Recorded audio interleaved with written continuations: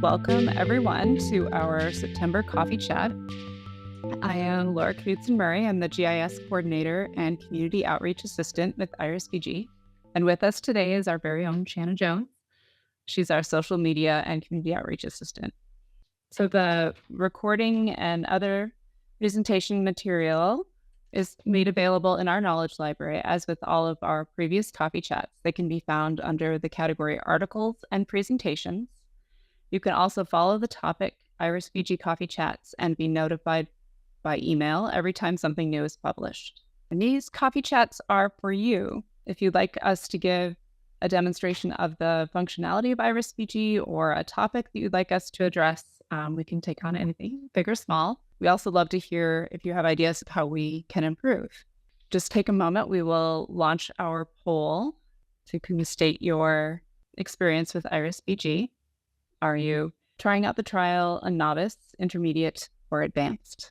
Good to see that there are advanced users today. And then just our agenda today, Shanna is going to give us an overview of the changes that we've made, so the new features with IrisBG, and then also some efficiency tips. So things that we've shared with users or that they've discovered themselves that make your work a little bit smoother. And then we'll have time for Q&A at the end. So without further ado, I will give the presentation over to Shanna.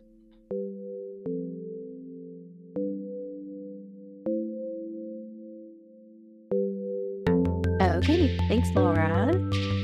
So before I get started with this presentation today, I just want to make a point of saying that all of our users that attend our coffee chats are at varying degrees of familiarity, right? We have users that have been, dealing with IrisBG for 20 years even, but then some that are just coming on with using the software.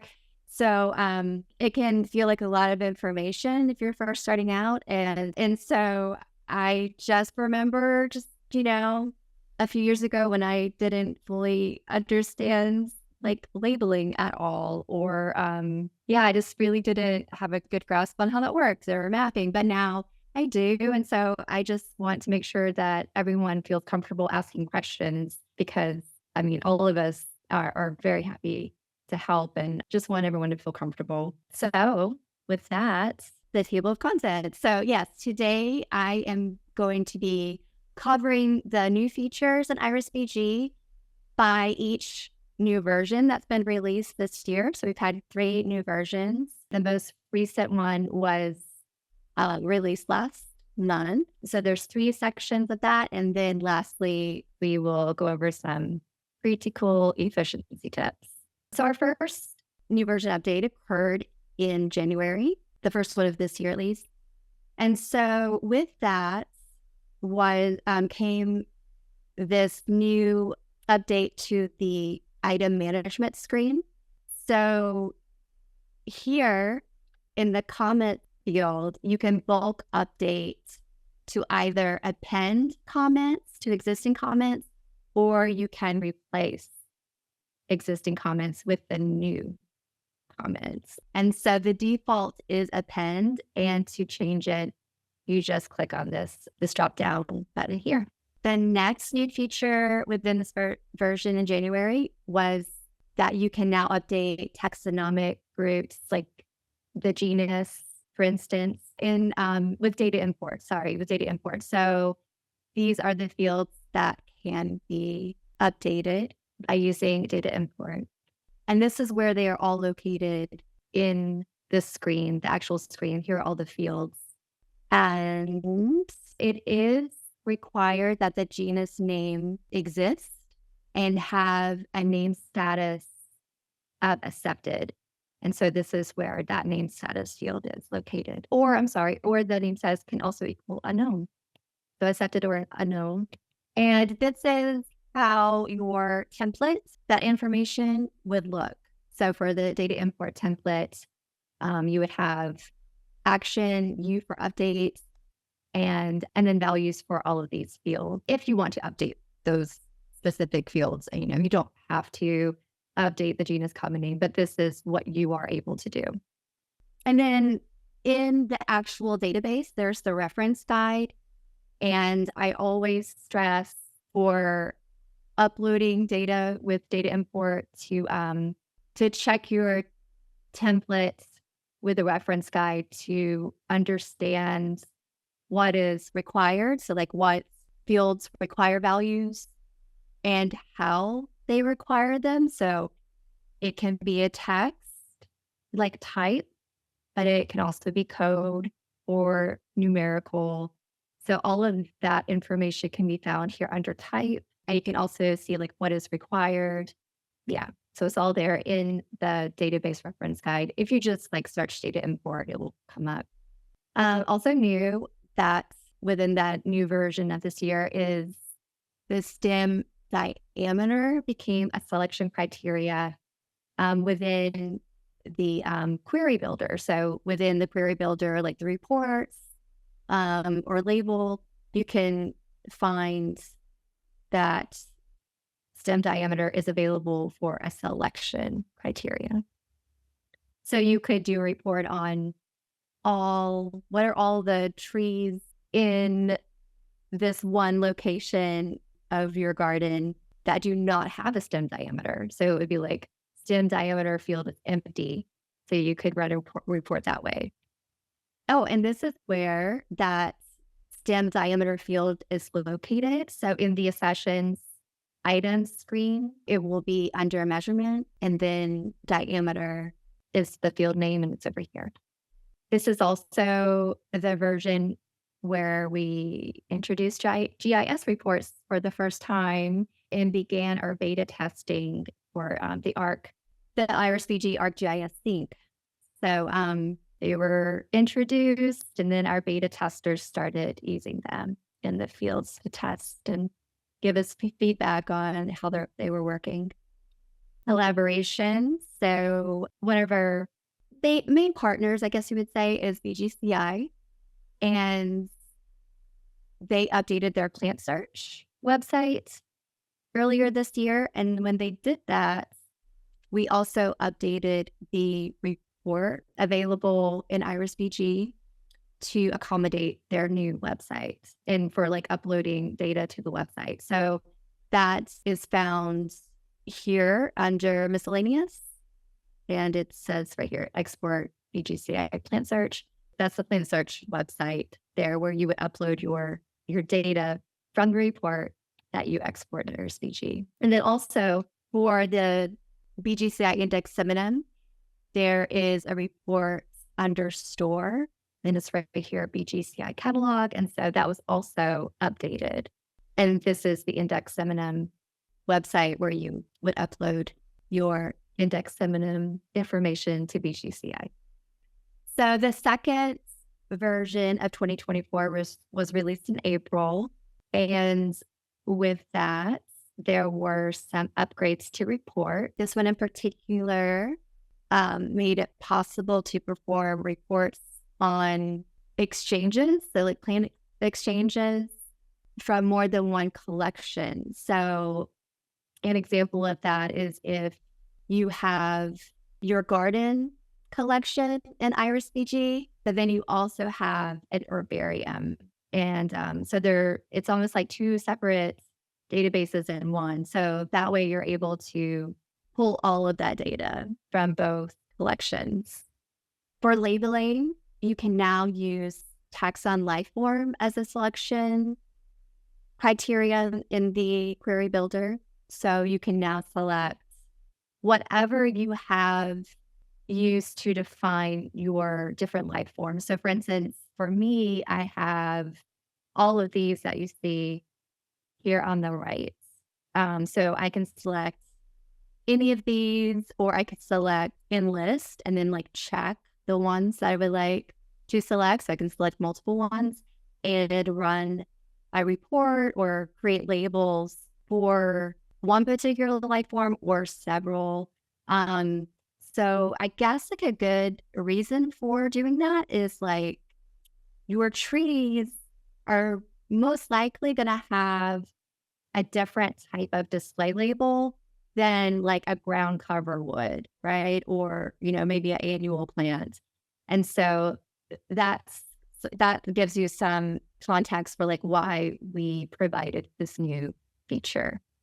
And then also we had another data import upgrade. So the required template fields for updating existing tasks and tours with images. So you can now use data import to update tasks and tours with images. So you can see like all of these entries for this task I have here can also have individual images. And so this is what that template, your spreadsheet template will look like. You will have action, update, the entry name. So that would come from this field here. Event number is here. Event kind is, task.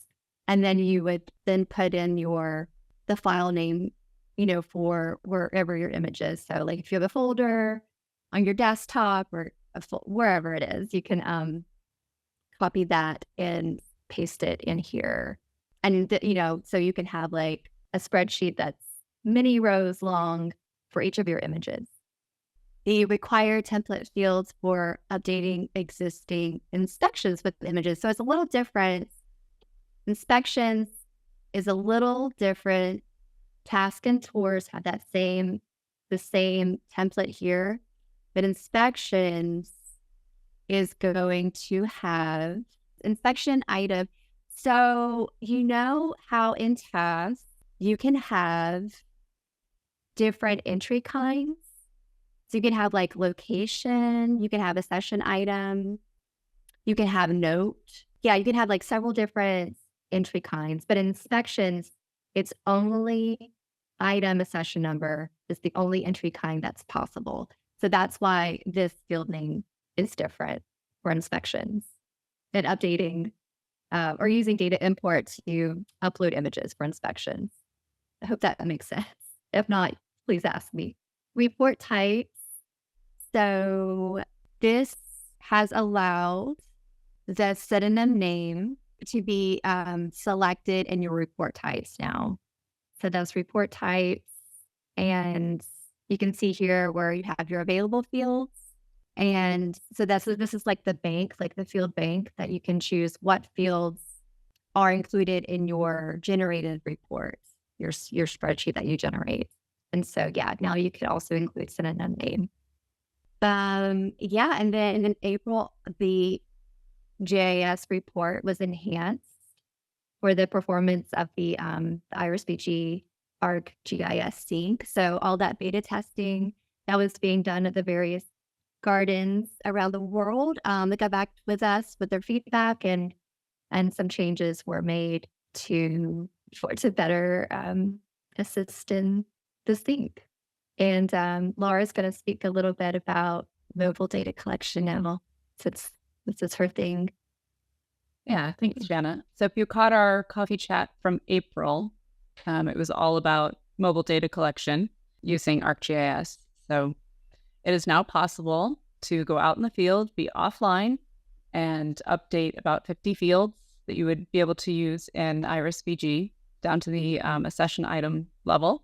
And it brings all of those code lists that you're familiar with in IrisBG, so your taxonomy and the item status and all of that is exported into field maps. And like I said, you can use a device that is offline and collaborate with your peers. And then when you come back online, it synchronizes those changes and you can bring them back into IrisBG. You're able to add a custom base map, so you don't have to just work from Google. If you have a map that has the delineation of bed boundaries or paths, especially under trees, it can be very helpful for locating your sessions. And then there's also the ability to pair it with a GPS receiver that has the global navigational satellite system accuracy. So you can have within centimeter accuracy if you use field maps. And you're able to share those maps with colleagues so they also can be updating records at the same time.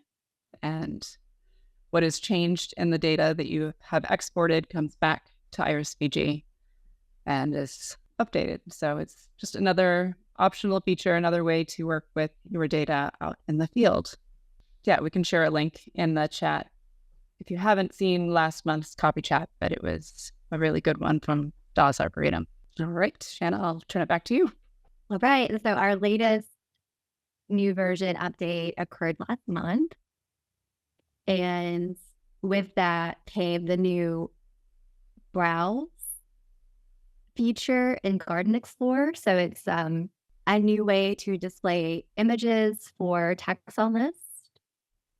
And we're quite excited about it. We just think it looks really nice. And so Names has been replaced with browse. The thing to know about it is not an automatic update, and we are only turning it on for gardens by request only.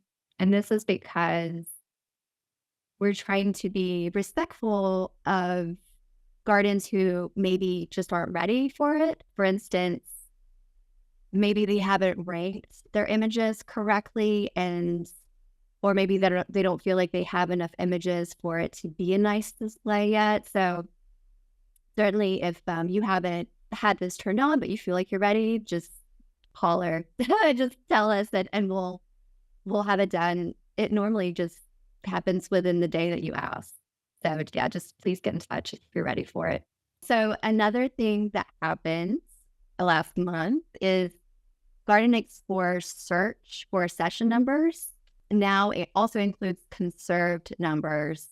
And this may not apply to any of you at all, but just to explain, many gardens have like old session numbers that they were using prior to coming on board with IrisBG. And the reason that maybe they were not migrated to IrisBG is because it's a different sort of format. However, we understand the importance of preserving those numbers, and we have a field dedicated to that, and that is this conserved number field here. And so now it is possible, if you would like, you could say, oh, could you please turn on that field so it can be searchable on Garden Explorer. It's much like themes. Like not everyone has themes listed as a search option on Garden Explorer, but it's certainly possible if you would like that. And this is all also listed, all the things that can be added to your Garden Explorer. We have a best practices guide in the knowledge library if you're curious. We do have a new sessions item field. It's called description. So I could see where that would come in handy for lots of people. It's almost like another custom attribute where you could you could assign certain types of data to be entered there if you would like. For label counts, so label count was previously called label number, which I think lacked a little clarity. And so now I think it's a little more understandable, like what this means is how many labels you have, So it is now also possible to bulk update this field using item management. And so just so we're clear, the label count field is located in the Sessions Items tab. Here it says count. It used to be named number, and now it's count, and it's right here. Okay, so that's sort of like the best of highlights of each new version. And now we're just going to go through some efficiency tips that we think not everybody knows about. Maybe you do though, but just to kind of refresh. And so I just learned this recently. I just learned this earlier this year, actually.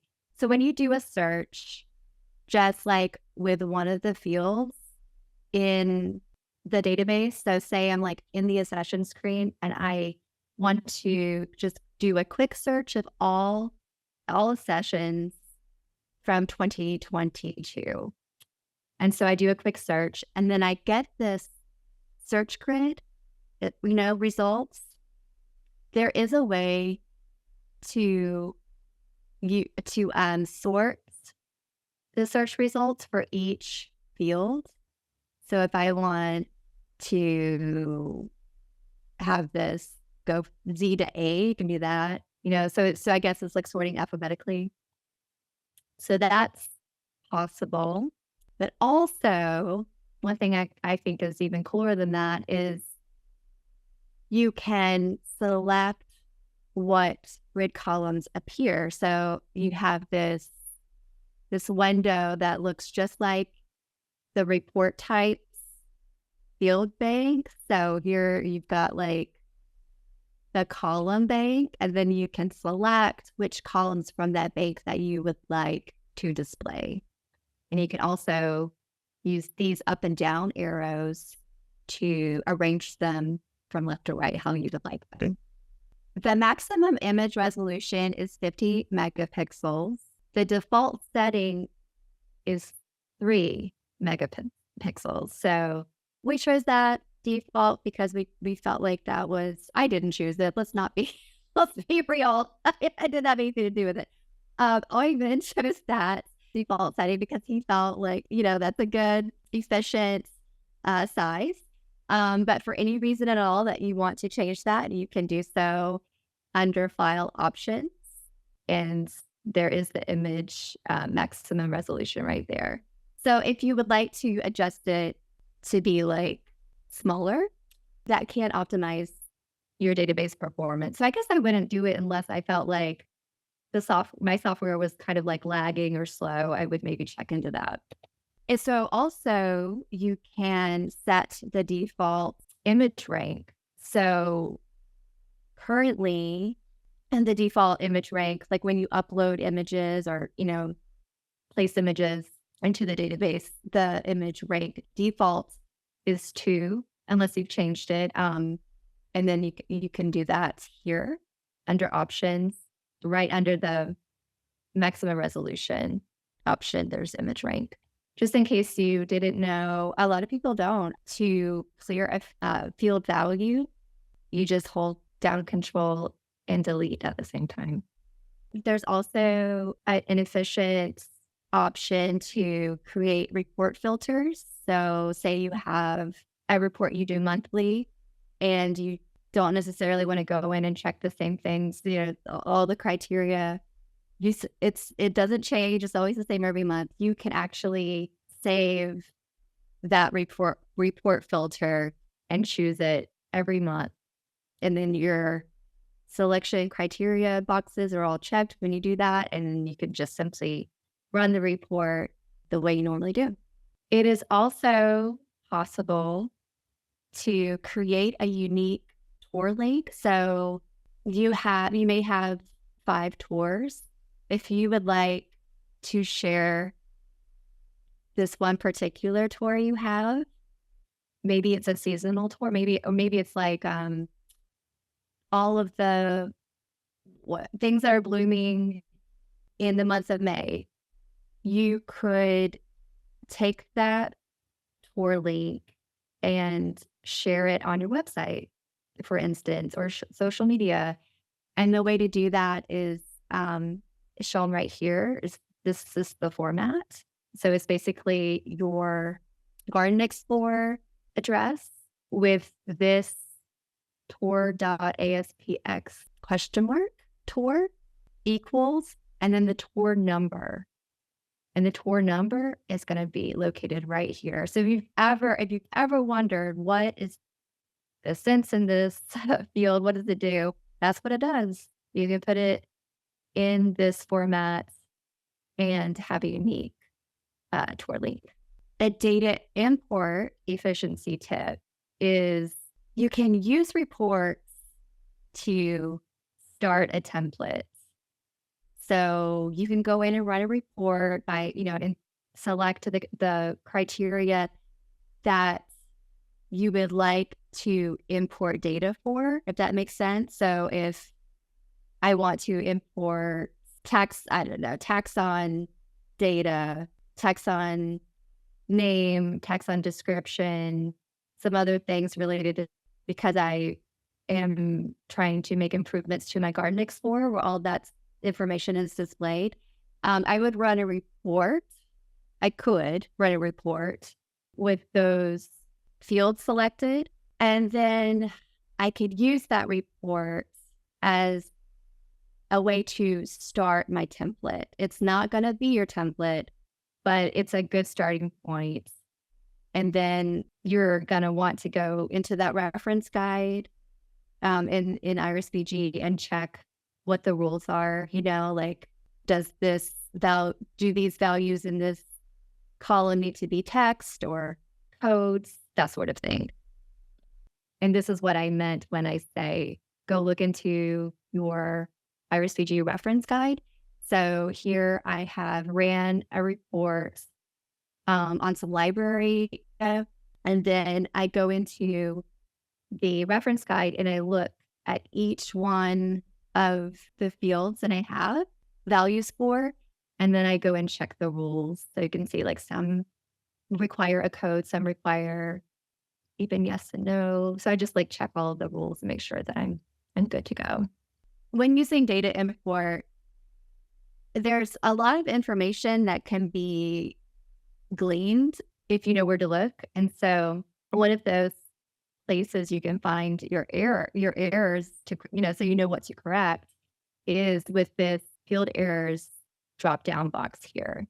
So if you, attempt to import data and it gives you all these errors, you can actually click on the drop down and it will give you information for each row. Maybe it's an invalid value. So normally that means that it's not properly entered. So like maybe you entered text instead of code. It could be missing value. You just left it empty. So yeah, those are, that's always good information to look into there. And then furthermore, with data import errors, each tab, you can click on each tab, and the ones that you definitely want to check into are the tabs with question mark. And if you have an asterisk, that means that tab is fine. But yeah, the question marks, and then you can see pretty much exactly the values that need attention in your data import spreadsheet. So to never miss an update, because you do want to always make sure you're using the most recent version so that you're getting the best, is to follow our latest version of IrisBG page. So if you open up one of those articles, there is a follow button, and then within the articles that are published each version, there's also a link to our software page where you can just quickly go to and download that new version. And also, the articles are really handy too, because we really go into detail with screenshots and, like why this is a good update, why it can be helpful and benefit your record keeping. And I do believe that is the end of my presentation. Thank you, Shanna.